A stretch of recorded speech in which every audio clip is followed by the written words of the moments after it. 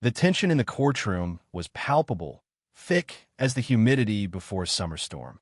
The only sound that filled the vast, imposing space was the steady hum of the fluorescent lights overhead, their dull buzz bouncing off the polished marble floors.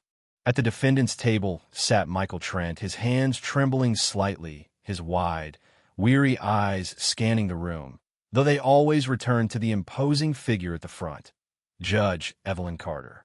She was a woman of presence, her demeanor calm yet commanding, exuding an unshakable authority.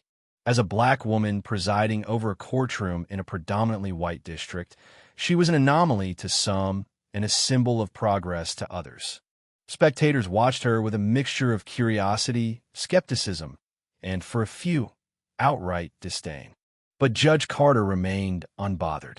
She had earned her place behind that bench long before this trial began. Michael had never envisioned his life taking him here.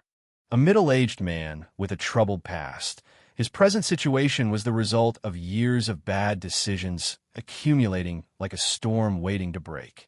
Now, he faced serious charges that carried the weight of 20 years in prison. As he sat in the defendant's chair, the reality of it all finally began to set in. He had always been good at talking his way out of trouble, but today felt different. Today, he wasn't dealing with just any judge. Judge Carter's reputation extended beyond these walls. She was not one to be intimidated, nor was she one to show mercy without reason. Michael didn't realize it yet, but he was about to test her patience in a way no one in that room could have anticipated.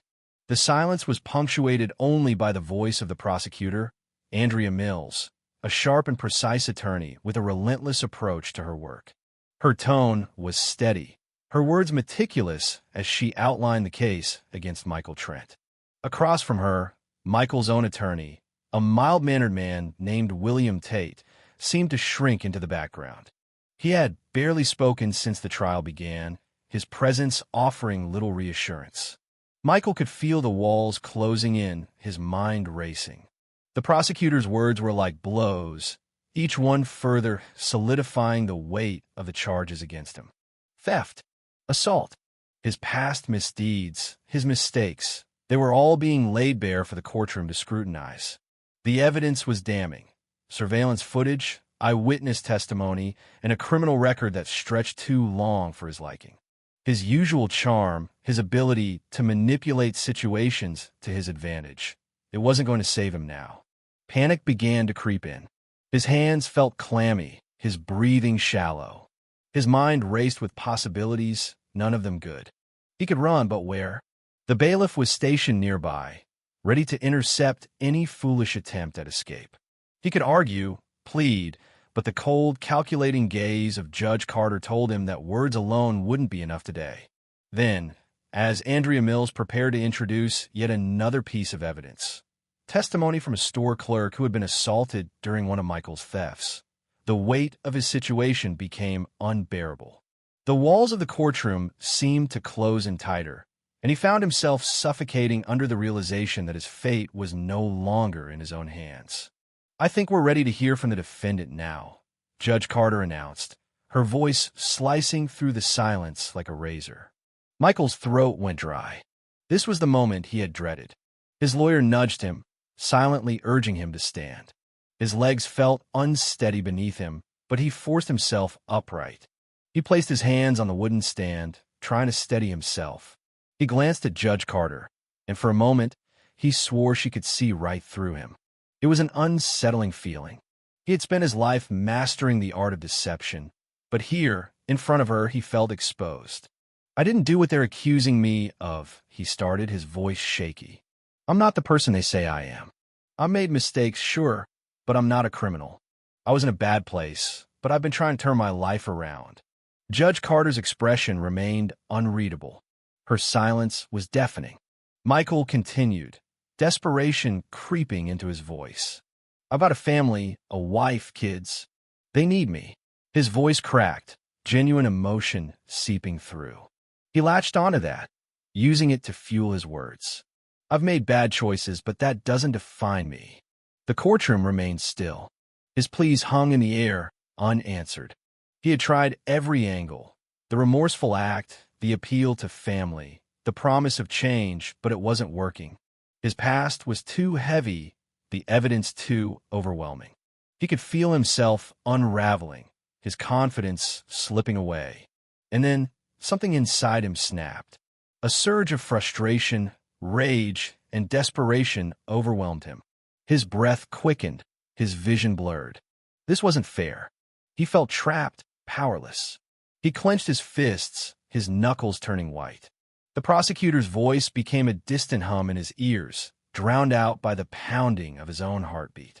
He stood suddenly, his chair scraping against the floor as it flew back. The room collectively gasped. "Enough!" he roared, his voice raw with anger and helplessness. The courtroom erupted into chaos. Spectators flinched, the bailiff tensed, but Judge Carter remained still. Her eyes never wavered, her face a mask of control. Michael took a step forward, his breath ragged. "You don't get it," he growled. "You don't know what it's like to be stuck in a hole with no way out." Then, without thinking, he lunged. Gasps filled the courtroom. The bailiff moved, but Judge Carter reacted first. Her hand shot up, not in fear, but in command. A single, sharp motion. A deliberate gesture. A warning. Michael froze. The room seemed suspended in time. The weight of Judge Carter's gaze bore down on him, stopping him in his tracks. "You seem to believe that losing control will grant you power," she said, her voice steady. "But in reality, it only confirms your weakness." The courtroom fell silent. The words hit Michael like a blow to the chest. He felt the fight drain out of him. His hands trembled, his knees nearly buckled. He had lost, not just in the trial, but within himself. His anger had betrayed him. "Take him into custody," Judge Carter ordered. The bailiff moved forward, restraining Michael as he was led away. The courtroom watched in stunned silence, but the true weight of what had happened wasn't lost on anyone. Judge Evelyn Carter had not just maintained control. She had redefined it. As Michael was escorted out, his mind raced.